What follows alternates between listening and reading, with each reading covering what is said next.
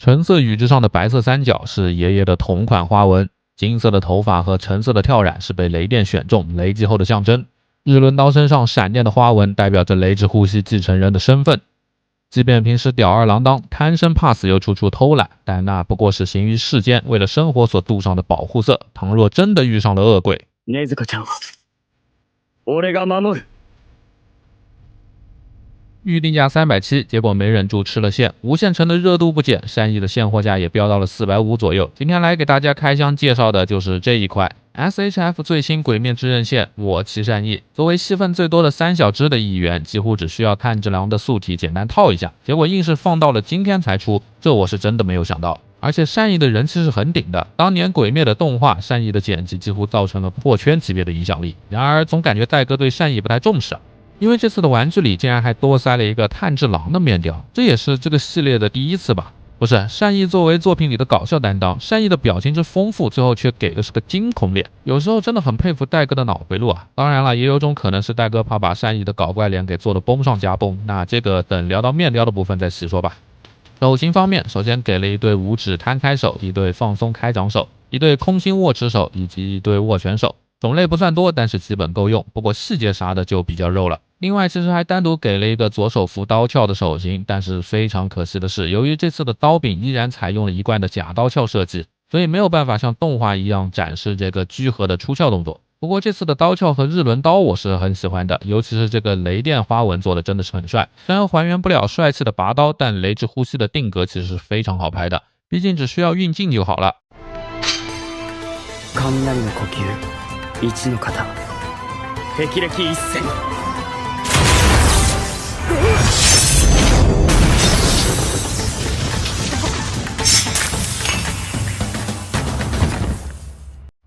那么看完了配件，再来看看这次的本体素质也是挺不错的，尤其是这个绑腿的部分啊，以前没有细看，今天才发现，竟然还有3个白色的蝴蝶结，总感觉就跟善意的人设很搭调。而且和炭治郎他们不同的是，善意的羽织除了有花纹，底色其实是有橙色的深浅渐变的。炭治郎那个能明显看出黑格子是涂装，但善意的这个就有点看不太出来了。质感是有点橙金色的，但把玩一圈以后也没看到掉漆，也就是消光层被我磨掉了。反正这次的总体质感是很好的，鲜亮的发色观感也很不错。至于这个素体呢，我本以为跟炭治郎是一模一样的，但实际上会比炭治郎可动好上一丢丢。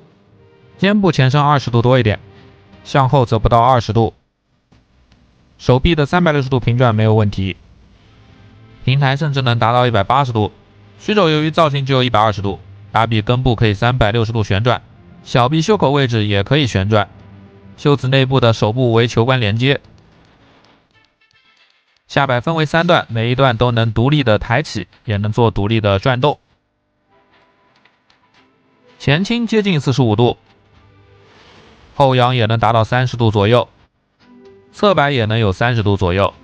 腰部下段可以做360度的旋转，关节被腰带所隐藏住。接住下拉的关节，前踢能接近135度，后踢也能有60度，侧平台甚至能超过90度。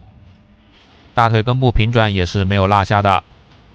屈膝第一段有120度，加上小腿能到150，脚踝可以360度的旋转，前后抬幅度不大，而且有点松。脚尖能独立上抬75度，向内接地非常的离谱，接近90度。向外也是完全够用了。这时候就会有朋友要问了，怎么没讲头部的可动呀？那这里就必须带大家来看一看这一次的面雕了。虽然给了5个，很多啊，但每一个的感觉都不是很对，也不是说做崩了，而是做的不像。唯一一个觉得像的，反而是这个胆小被惊吓到的表情啊，这就让人很难受了。明明前面几个都做的还很不错，怎么到了善意这里突然就拉了呢？难不成内部有黑粉？另外还有一个值得一说的问题啊，就是这一次的头雕如果俯视去看，会有一种安禄山进长安唐完了的感觉。除了脸型崩了以外，很大的原因是这一次的头部可动。注意看脖子这里啊，如果要低头的话，会发现其实脖子是下段在活动，脖子的上段只留了一点后面上抬的空间，这会导致这次善意低头时，其实头是往前伸的，是驼背的感觉。而把脖子放垂直后，可以发现面雕太厚，直接干涉了脖子上段的向下低头，所以你会发现仰视的话，这个面雕其实还是有点感觉的，俯视和平视的话反而不对劲，因为头低不下来。当然了，如果只是论可动幅度的话，低头30度抬头30度都没有问题，左右的侧摆也能有30度。同时脖子这里一样能转360度。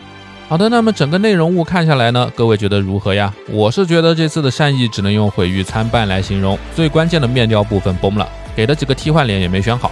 不过睡柱最重要的闭眼表情倒是勉强能用。另外除了日轮刀，几乎没有给什么好的配件，目前现货价格也是虚高，但可动和涂装又做得不错，属于是收割粉丝绰绰有余的水平。好的，那么以上就是本期评测的全部内容。